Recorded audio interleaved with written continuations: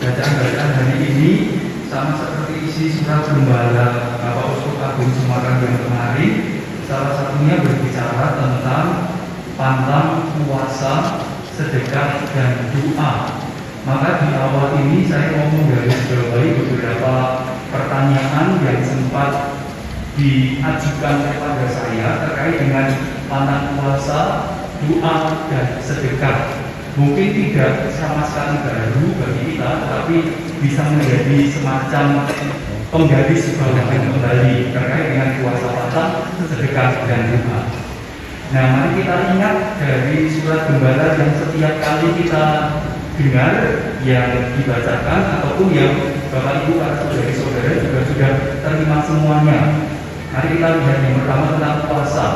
Maka para saudari-saudara, kita selalu diingatkan mulai 3 tahun yang lalu, untuk puasa orang Katolik itu artinya makan 1 kali sehari. Ada yang bertanya kepada saya demikian, Romo, makan 1 kali seharinya apakah boleh dimodifikasi? Lalu saya tanya, dimodifikasi seperti apa? Rasa-rasanya dimodifikasi tidak menjadi soal Bapak Ibu, karena ternyata modifikasi yang dimaksudkan seperti ini. Misalnya, minimal kita puasa itu Rabu Agung dan Jumat Agung, itu minimal, wajibnya minimal. Maka kalau ditambah selain hari itu bagaimana? Rasa-rasanya tidak menjadi persoalan. Umpamanya, kalau Bapak Ibu para saudari-saudara nanti mau puasanya ditambah makan sekali seharinya, itu tidak hanya Rabu Agung dan Jumat Agung. Rabu Agung itu berarti sudah mulai jam 6 tadi Bapak Ibu sampai jam 6 besok sore. Maka setelah ini sudah puasa. Berarti yang mau makan maka sepanjang malam ini sampai besok sore makannya sekali ya. Rabu kan mulainya Selasa jam 6 malam sampai Rabu jam 6 malam gitu. Ya, itu maka silahkan dihitung nanti. Nah, ada yang kata begini, Romo kalau ditambah dengan poso Senin Kemis bagaimana? Monggo Bapak Ibu. Kalau Anda sudah ada yang melakukan poso Senin Kemis, semoga prapaskah kita itu tidak membuang yang Senin Kemisan, itu jangan dibuang. Sing wis kulino poso Senin Kemis diteruske. Maka ketika ada yang bertanya, Romo boleh tidak dimodifikasi dengan ditambah Senin Kemis? Boleh Bapak Ibu, boleh, lakukan saja, tidak salah. Tidak salah. Maka nanti posonya wajib bisa jadi Rabu Agung dan Jumat Agung plus saben Senin Kemis sepanjang prapaskah. Toh karena sepanjang tahun sudah panjenengan tindake, maka jangan hilangkan, karena itu sudah praktik yang bagus gitu ya. Jangan sampai poso Rabu dan Jumat Agung itu nanti malah menghilangkan praktik baik yang sudah panjenengan punya. Maka Bapak Ibu, para saudari-saudara yang sudah kulino itu pokoknya poso Senin Kemis, lakukan terus Bapak Ibu, lakukan terus. Jangan kemudian malah hendak karena Rabu Agungan dan Jumat Agungan, gitu ya. Itu yang pertama. Senin Kemisan boleh Bapak Ibu, boleh. Kalau mau ngebleng bagaimana? Betul ya ngeblengnya. 40 dino ora dahan, monggo. Kalau bisa, tetapi jangan menyiksa diri. Karena ada orang bertanya, kan masyarakat kita ada kosong belum, maka silahkan kalau mau dan kalau Anda kuat tuh ya. Tapi kalau tidak kuat ya sudah, jangan menyiksa diri. Tapi kalau mau silahkan. Tidak apa-apa.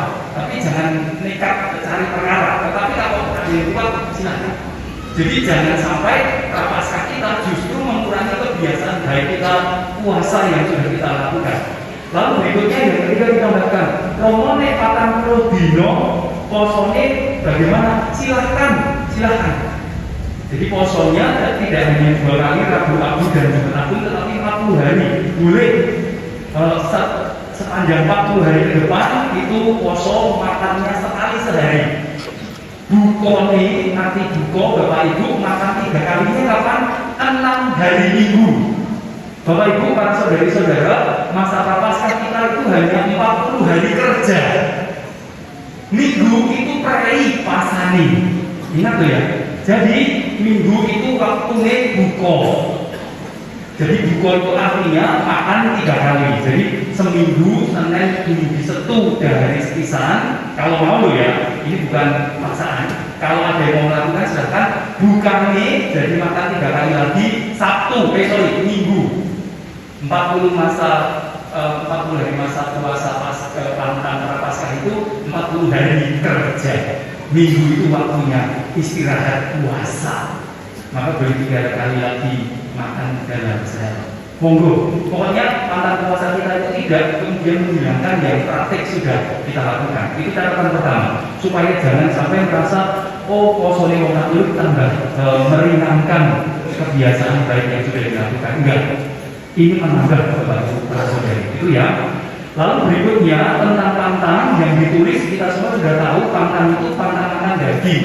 Tidak ditulis yang lain Bapak Ibu. Tetapi atau ditulis atau makanan-makanan yang tidak disukai, makanan-makanan yang disukai. Maka ada yang bertanya pada saya, Romo, kalau pantangnya yang lain boleh tidak? Jawabannya boleh, para saudara-saudara. Silakan. Apapun yang Anda sukai itu boleh dipantangi. Apapun yang disukai. Nek saya ora disenengi ya sudah nggak usah dia tidak dijadikan alasan untuk pantang. Ya. Jadi selain makan daging makanan boleh, yang lain bukan makanan boleh, silakan. Nah ini catatan tentang puasa dan pantang Bapak Ibu, kita juga ditambah aturan yang wajib puasa itu 16 tahun ke atas, yang wajib pantang itu 14 tahun ke atas. Tapi persoalannya Bapak Ibu itu yang wajib. Tetapi kalau kita kembali ke surat gembala yang kita dengar hari Minggu yang lalu atau yang Bapak Ibu saudara-saudara sudah pegang, maka ada kata-kata sapaan khusus untuk orang-orang muda, untuk anak, remaja, dan kaum muda. Maka Bapak Ibu, para saudari-saudara terkait dengan puasa dan pantang, meskipun yang wajib itu 16 tahun ke atas untuk puasa, 14 tahun ke atas untuk pantang, tetapi putra-putri kita semua, anak-anak Anda semua, rupa-rupanya perlu dilatih untuk pantang dan puasa. Maka meskipun masih 5 tahun, sama seperti bacaan hari ini, bayi-bayi pun diajak untuk poso. Bacaan hari ini Bapak Ibu cek saja dari bacaan pertama. Di sana dikatakan jelas di sana. Kumpulkanlah anak-anak, bahkan anak-anak yang menyusu. Maka sen ibu-ibu nembe nusoni, putrane ampun disusoni. Ngaten. Bukan, enggak. Karena jelas surat gembala kemarin mengatakan jangan sampai ada kekurangan gizi dalam rangka puasa dan pantang. Maka kalau nanti ada yang menyusui putra-putrinya tetaplah disusui. Tetapi gagasannya dalam bacaan pertama, anak-anak sejak kecil itu diajari Bapak Ibu. Saya ngajari sih Bapak Ibunya, yang kontrol jamnya Bapak Ibunya. Maka nanti kalau sudah mulai kelaparan ya silahkan diberi makan. Tetapi tolong anak-anak juga dilatih pantang dan puasa, meskipun tidak wajib, belum mengikat bagi mereka, tetapi tolong diajari supaya mereka punya pengalaman sedari awal. Itu terkait dengan pantang dan puasa.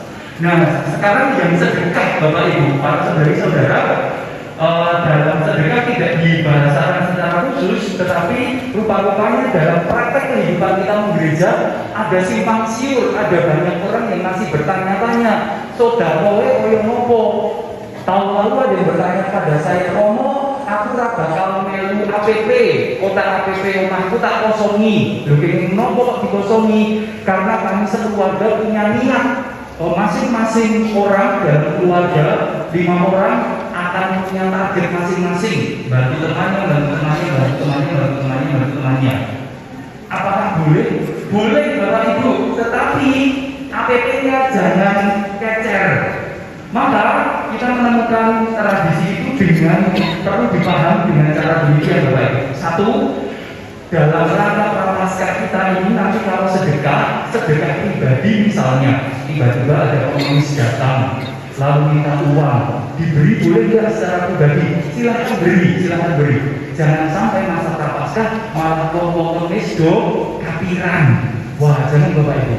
Maka semoga para pengemis itu ketika masa prapaskah bersuka cita, karena setiap orang Katolik suka memberi. Itu ya, semoga. Lalu setelah Paskah nanti semakin banyak pengemisnya. Ya siapa tahu. Tetapi gagasannya kalau Anda mau aman, nggak apa-apa, nggak dilarang. Tetapi Bapak Ibu, kalau keluarga juga punya tekad bersama dalam keluarga, yo awake dhewe duwe tekad dhewe, punya target sendiri, besok kita mau membantu siapa? Membantu katakanlah anak yatim piatu atau siapapun, boleh. Dalam keluarga, dalam komunitas mau membantu sendiri boleh. Tetapi Bapak Ibu, saudara-saudara, kotak APP-nya tetap harus diisi. Mengapa? Karena kotak APP itu nanti jangkauannya jauh lebih luas. Kalau kita sendiri jadi orang miskin yang datang kepada kita. Lalu kalau keluarga mungkin jangkauannya lebih terstruktur, lebih jauh, begitu. Tetapi kalau kita kotak APP gereja, jangkauannya jauh lebih jauh lagi. Jadi untuk lintas keuskupan, untuk gereja-gereja di Indonesia, untuk kepausan dan macam-macam ada prosentasenya ke sana. Maka jangan sampai nanti Bapak Ibu ada yang saudari-saudara yang mengatakan, "Oh, aku wis saben dino nyodakoi wong-wong miskin, maka kota APP saya kosong." Jangan Bapak Ibu, jangan. Anda boleh nyodakoi secara pribadi setiap hari, silahkan dilakukan. Dalam komunitas Anda masing-masing, grup Anda masing-masing, silahkan menentukan untuk target tertentu, silahkan.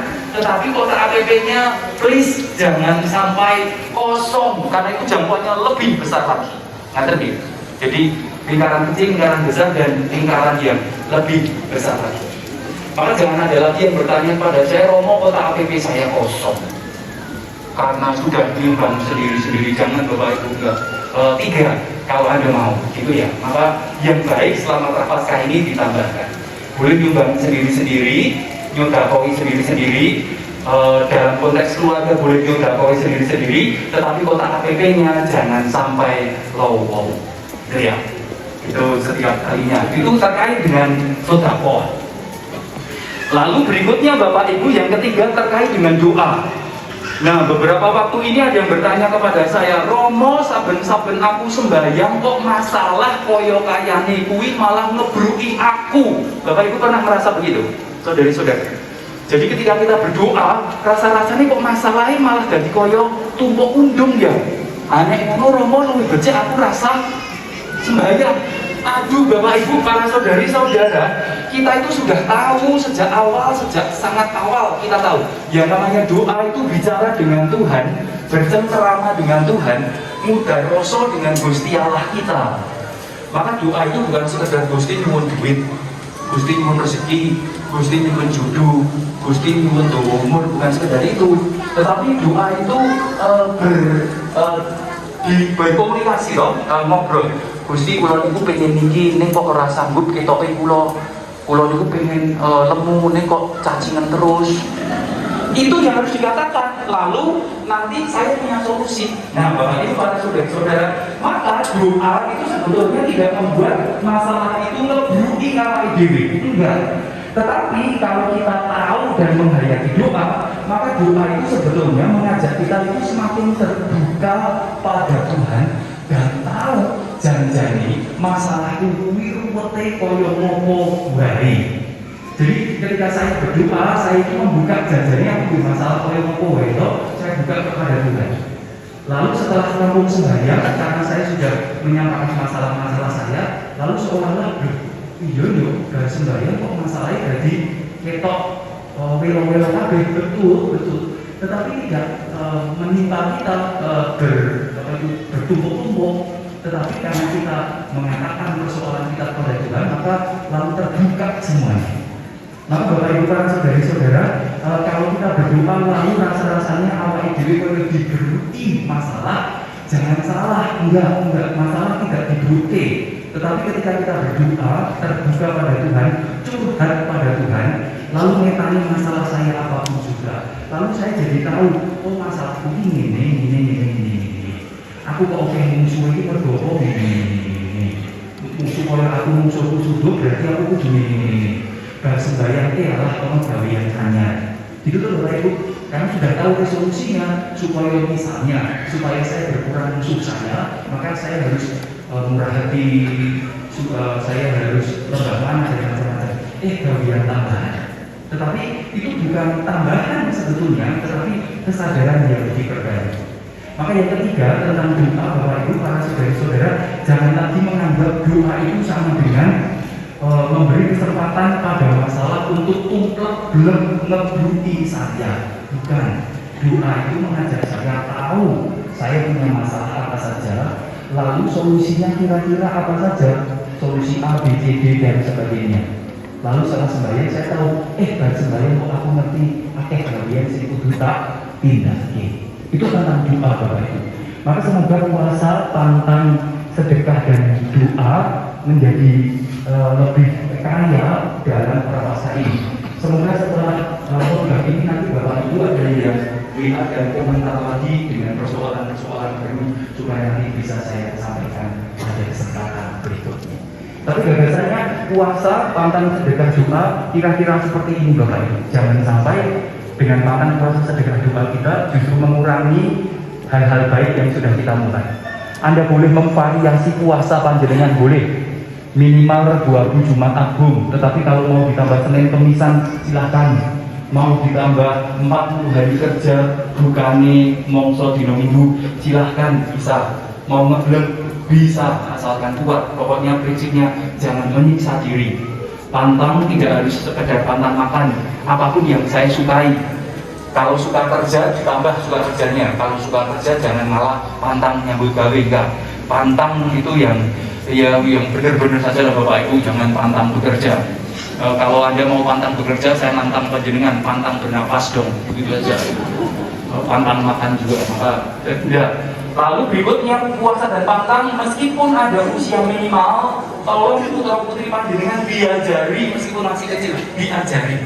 Kalau enggak, mereka tidak pernah punya pengalaman. Lalu sedekah, boleh kita membantu per pribadi, boleh keluarga membantu sendiri, tetapi kotak APP dari karton yang sudah dibagikan tolong diisi karena cakupannya jauh lebih besar lagi. Lalu doanya itu tadi, semoga kita tidak merasa ini dan sebagai kebutuhan masalah, tetapi sebagian saya tahu masalah saya apa dan solusi-solusi yang kira-kira apa. Maka itu pertemuan yang ingin saya sampaikan kepada dengan semoga memberkati. Lalu yang terakhir sebagai penutup Bapak Ibu para saudari-saudara, ada satu ungkapan dalam tradisi kita mengapa kita harus pantang puasa, sedekah dan doa. Karena ternyata dimensinya beda, masing-masing beda. Ini awal itu pantang lawan sesirik Bapak Ibu para saudari-saudara. Maka ketika kita puasa dan pantang, maka saat itu kita sedang mengungkapkan cinta kita kepada